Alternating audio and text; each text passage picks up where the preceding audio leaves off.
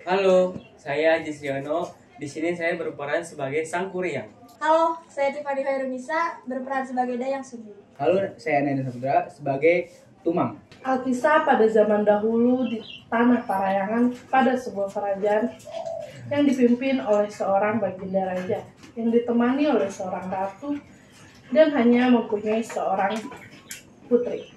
Putri tersebut berjulukan Dayang Sumbi yang terkenal dengan kecantikannya dan juga kecerdasannya. Namun, ia juga populer dengan sifat manjanya.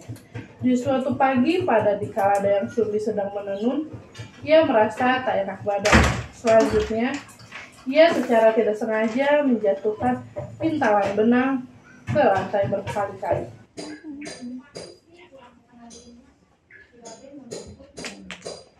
Ya ampun, pintalan itu lagi-lagi terjatuh.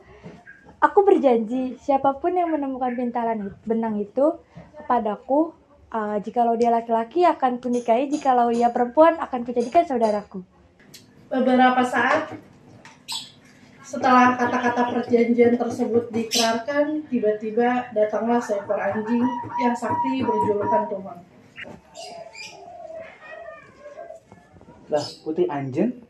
Kenapa malah kau yang membawakan pintalan benangku? Artinya, suka tidak suka, saya harus menepati janji saya untuk menjadikan anjing ini sebagai suamiku. Selanjutnya, Dayang Sumbi dan seekor anjing yang berjulukan Tumang hidup berbahagia dalam manglihai rumah tangga. Dalam rumah tangga mereka dikaruniai seorang anak yang berkelamin pria. Anak pria yang gagah dan tampan. Anak tersebut tumbuh dan berkembang layaknya pria pada umumnya. Anak pria itu dinamakan Sang Kuryang. Dalam perjalanan pertumbuhan Sang Kuryang, keseharian Sang Kuryang selalu ditemani oleh Tumang yang selama ini ia ketahui hanyalah seekor anjing, yang selalu setia menemaninya. Bukanlah seorang ayah kandungnya. Dalam perjalanan waktu yang senantiasa bergulir, Sang Kuryang berkembang dan tumbuh menjadi seorang cowok yang ganteng, rupawan, dan gagah. Pada suatu ketika, Dayang Sumbi memanggil putranya Sang Kuryang. Ananda Sang Kuryang, ibu di kala saat ini ingin memakan daging manjangan.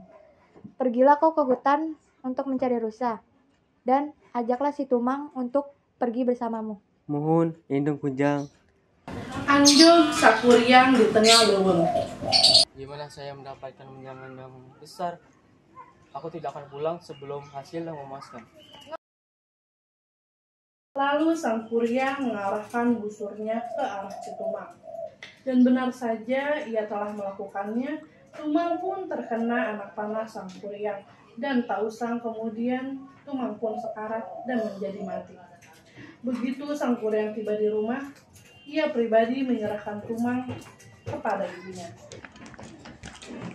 Bunda, ini daging menjangan yang hasil dari buruanku. Atur nuhun pisan, putra abdi, ajeng pohara, mora, kijing.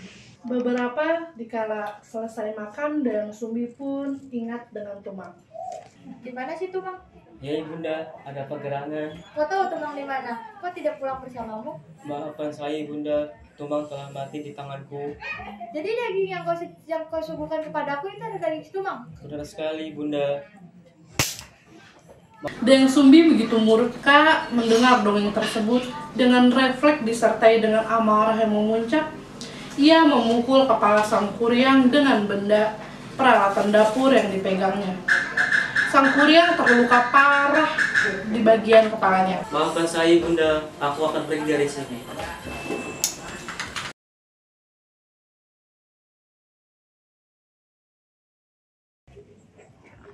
Hai Nona, kamu sangat cantik. Aku ingin melamarmu. Apakah kamu mau? Baiklah, saya bersedia untuk menjadi istri. Suatu ketika Sang Kuryang meminta tolong untuk memperhatikan ikat kepalanya, dan Dayang Sumbi pun mengikuti kemauannya. Dayang Sumbi kaget melihat Sang Kuryang terdapat bekas luka yang amat terang di kepalanya. Mengapa ada bekas luka di kepalamu? Bekas luka apakah itu? Ini bekas luka dipukul oleh ibuku sendiri karena dulu sudah membunuh anjingnya. Ya Tuhan, ternyata engkau Sang Kuryang anakku. Dayang Sumbi semakin bertambah bimbang. Sang Kuryang, Aku ingin memberitahumu sesuatu. Sebenarnya kau adalah putraku yang beberapa tahun yang lalu pergi. Kau bohong. Kau tidak akan mencintaiku, kan? Setelah panjang lebar Dayang Sumbi menjelaskan mengenai dirinya dan putranya serta anjing yang berjulukan Kumang. Namun, Sang Kuryang tetap tak mau mendengarkan dan bersikeras hendak menikahi Dayang Sumbi. Dayang Sumbi berpikir keras untuk menemukan cara biar pernikahannya dengan putranya gagal. Wahai Sang Kuryang, apa kau bersedia tetap menikah denganku? Iya, saya bersedia untuk menikahi kamu. Saya akan bersedia menjadi istrimu, tapi dengan beberapa syarat. Apa syarat yang kau ajukan kepadaku? Lalu, Sang Kuryang pun pergi. Kemudian, ia menggerakkan segala kesaktiannya dan memanggil jin-jin untuk menciptakan bendungan dan berbahtera untuknya.